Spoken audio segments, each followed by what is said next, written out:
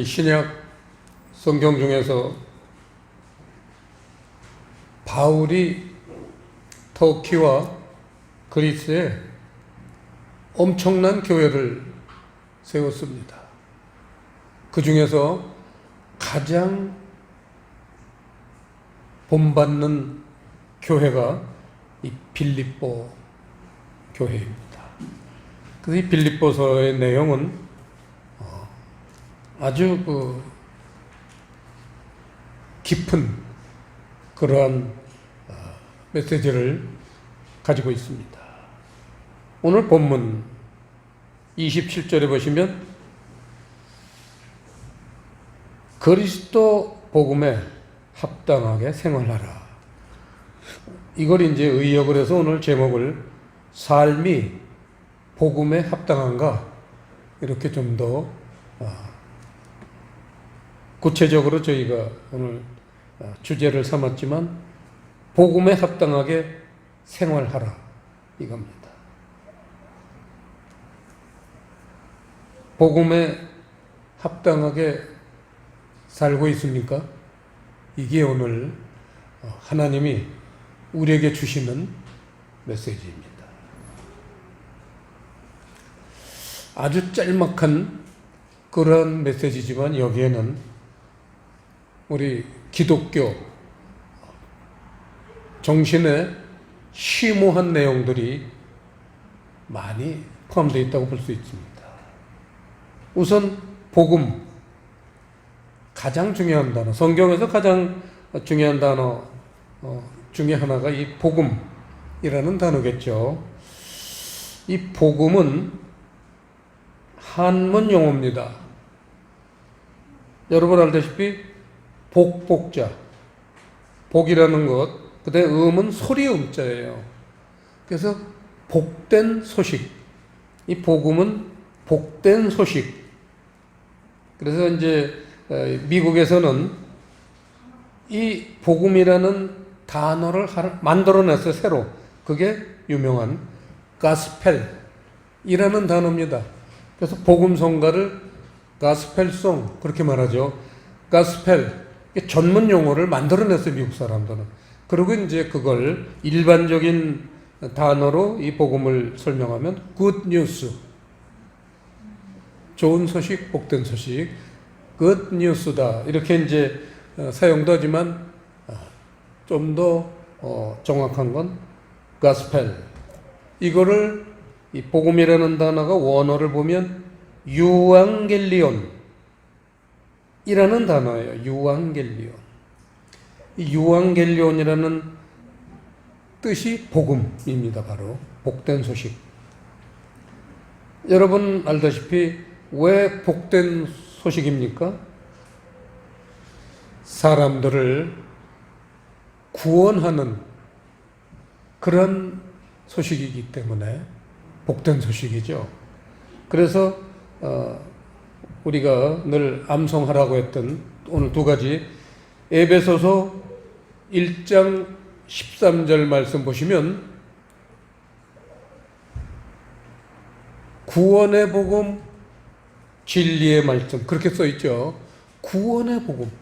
복음은 구원, 천국에 이르게 하는 말씀인데 그 복음은 이를테면 제목이에요. 케이스고 그 복음의 안에 들어있는 내용이 뭐냐?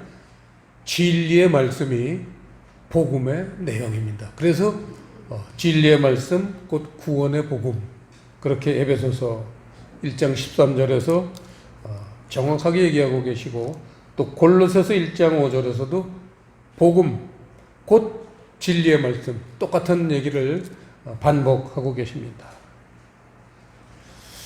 자, 거기서 우리가 잊지 말 것은 복음의 내용은 진리다. 그걸 알아셔야 되고요. 그래서 오늘 복음에 합당하게 생활하라. 복음에 합당하게 살아라. 이 내용을 오늘 본문 속에서 보면 두 가지로 요약을 했습니다. 그래서 이거를 오늘 두 가지 내용을 좀 풀어보는 겁니다. 첫째가 27절 맨 끝에 문장이죠. 복음의 신앙을 위하여 협력하라. 이겁니다. 복음의 신앙을 위하여. 여기서 신앙이라는 단어는 우리 성경의 가장 기초가 되는 단어, 믿음, 피스티스, 믿음이죠, 믿음. 믿음을 여기서 신앙이라고 한자용어로 그렇게 기록을 했지만 이걸 우리 순수한 말로 하면 믿음이에요, 믿음. 복음의 믿음 생활을 위하여, 그런 거죠. 복음의 믿음 생활을 위하여 협력해라. 이게 오늘 첫 번째 우리에게 주시는 메시지입니다.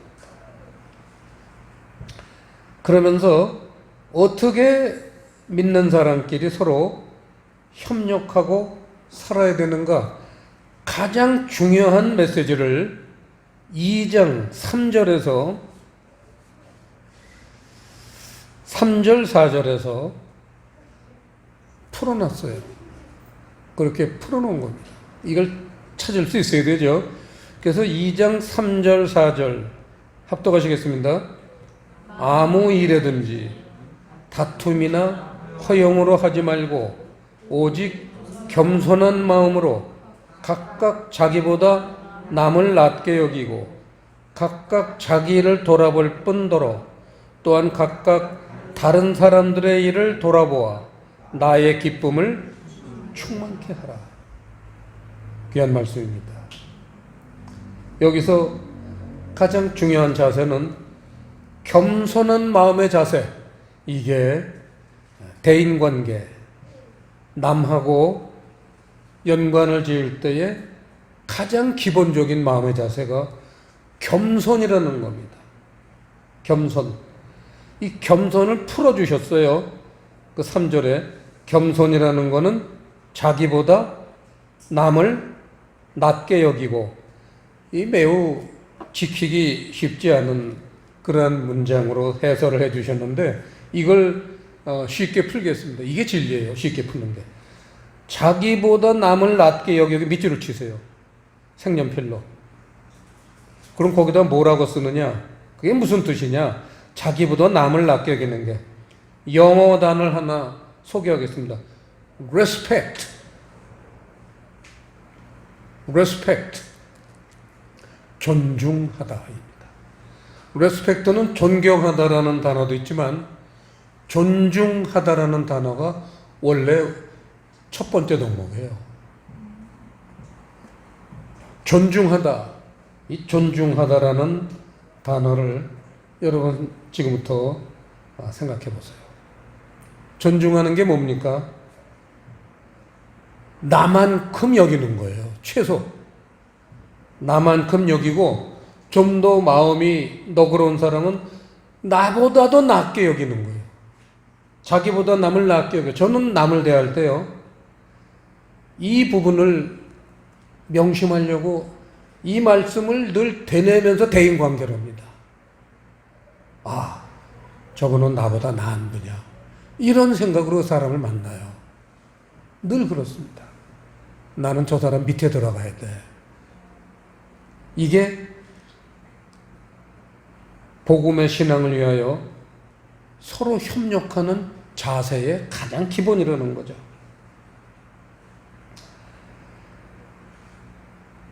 오늘 예배 드리기 전에 일찍 오신 분들하고 저기 뒤에 가운데 부분 시계 밑에 보면 달력을 달아놨습니다. 그 달력이 인도의 우리 지교회, 인도의 수도 뉴델리에 세운 푸른 교회의 인도교회, 그린 처치. 푸른이라는 게 영어로 그린이니까요. 그래서 인도의 그린 처치는 우리 푸른 교회의 지교회입니다. 그 푸른 교회 지교회에서 2024년도를 맞아서 만든 달력이에요. 저 달력에 보면 그 그린처치에 출석하시는 교인들, 목사님들, 주회종, 또 우리 박원구 선교사님 모두 저기 다 들어 있습니다. 그래서 저거를 박원구 선교사님이 지난번에 한국에 들어오실 때 저한테 하나로 선물을 주셨어요. 그래서 이제 저거를 아주 좋은 자리에다가 걸어야겠다 생각을 했는데 이쪽으로 임시로 이사를 왔어요. 그래가지고 저거를 걸 수 있는 무슨 도구가 없는 거예요. 이 건물에 못을 칠 수는 없고. 그래서 이제 오늘 우리 성도들이 그야말로 협력해서 복음 신앙을 위해서 협력을 해서 연구를 했더니 저렇게 번듯하게 성전 가장 중앙 자리에 그것도 튀어나온 그러한 기둥에다가 저희가 달력을 걸 수 있었습니다.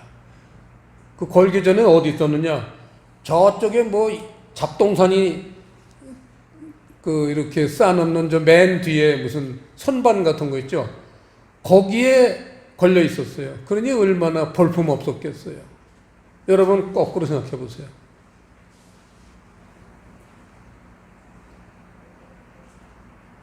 그린처치 성도들이 우리 교회를 방문해서 같이 예배를 드리려고 왔는데 보니까 자기네 교회 달력은 저쪽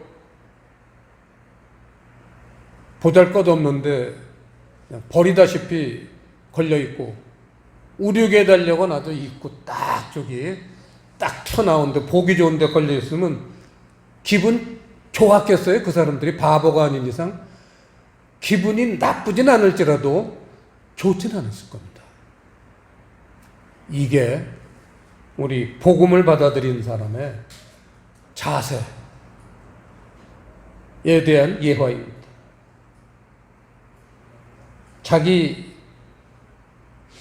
자기보다도 남을 낮게 여긴다. 그 비결이 뭐예요? 비결? 이렇게 사는 사람 별로 없잖아요. 그게 비결이 뭐예요? 비결을 몰라서 그런 거예요. 이거는 우리나라 어르신들이 옛날부터 전해져 내려온 가르침, 격언이에요. 나보다 남을 낮게 여기는 가장 중요한 교훈이 뭐냐? 상대방의 뭘 봐라? 장점을 보면 돼. 아주 간단해요. 근데 우리는 뭘 보기 좋아해요? 단점을 보기 좋아해요. 인간은 이 뱀이 아담한테 꼬부러진 마음을 줬거든요. 여러분 그거 아셔야 돼요. 하나님은 우리 마음을 똑바로 펴서 만들으셨는데 뱀은 그 마음을 여러 개 꼬부러뜨렸어요. 왜? 뱀이 꼬부러졌잖아요. 꼬불꼬불 다니잖아요. 그래서 우리 마음이 꼬부라진 마음이 됐기 때문에 단점이 먼저 보여요. 그러면 즐거워요. 상대방 단점을 보면 아 내가 낫구나. 나보다 남이 나은 게 아니라 남보다 내가 나은 거를 증명하는 삶이 단점을 보는 거예요. 반대로 나보다 남이 낫다는 거를 증명하는 것이 상대방의 단점은 가리고 장점을 보는 거예요. 저는 살면서 그렇게 장점을 보길 노력하고 삽니다. 정말 삶 속에서 그걸 열심히 노력하고 삽니다. 남의 장점을 보려고 노력합니다.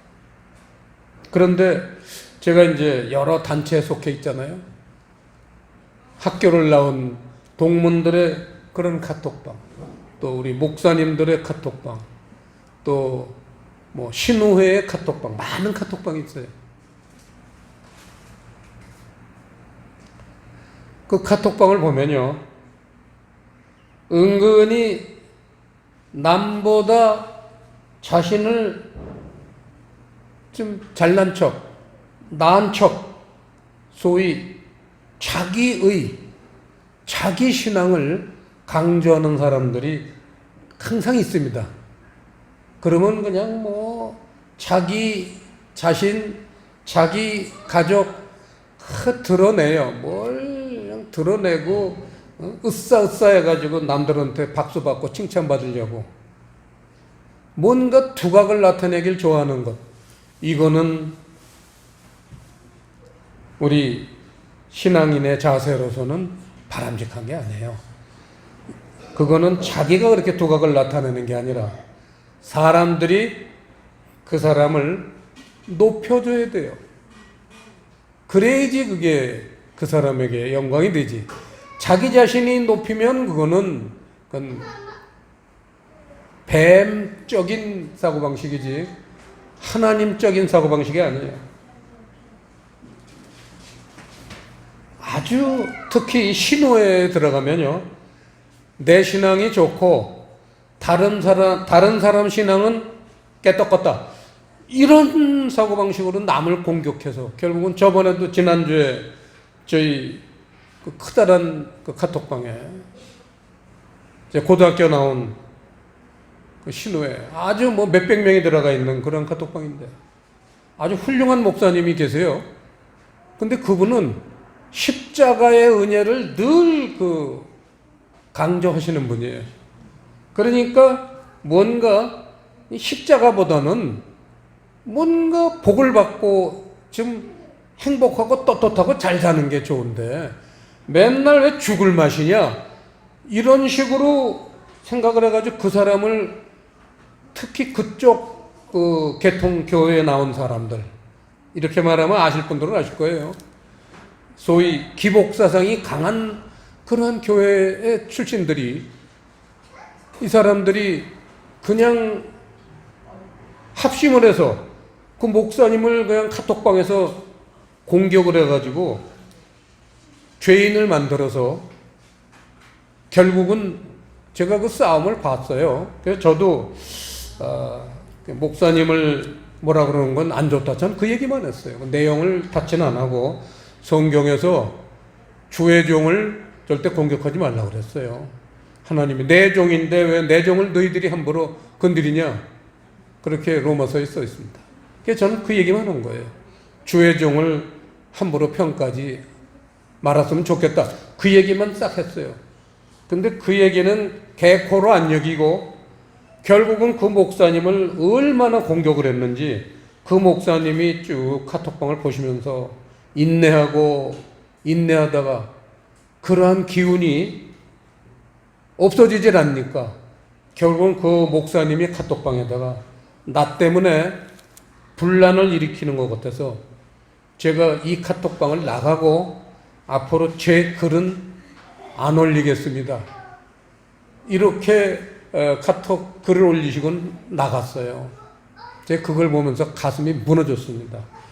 복음을 거절하는 거예요, 사람들이. 십자가는 복음의 가장 기본이에요. 오늘 저기 본문 말씀에 두 번째 단락에 나오지만, 자, 그래서 오늘 첫 번째 단락이 복음의 신앙을 위해서 협력해라. 협력하는 가장 중요한 게 자기보다 남을 낮게 여기라. 그 내용은 존중하는 거다.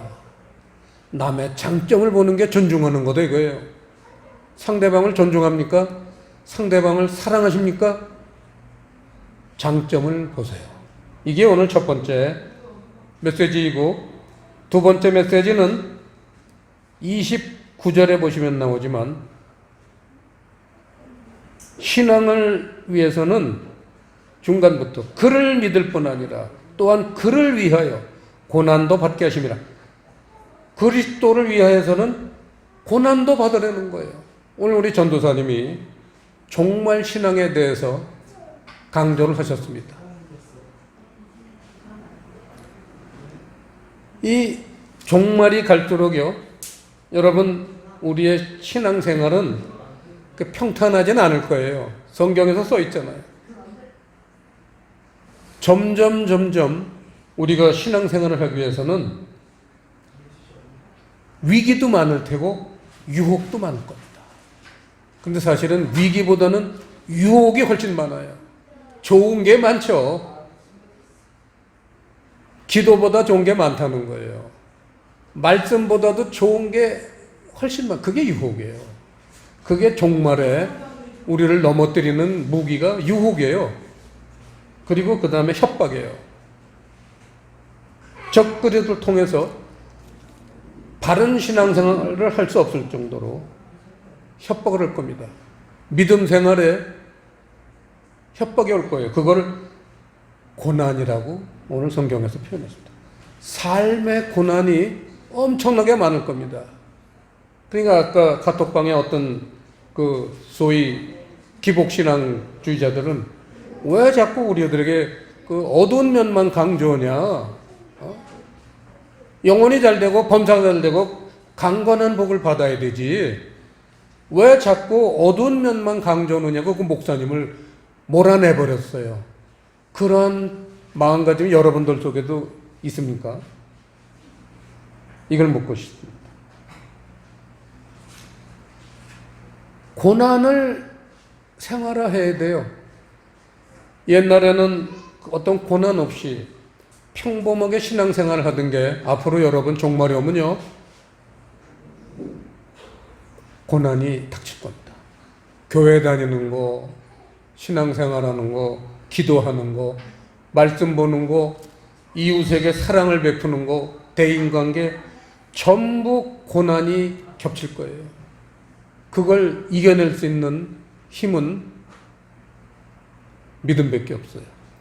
복음밖에 없어요. 진리의 말씀밖에 없습니다.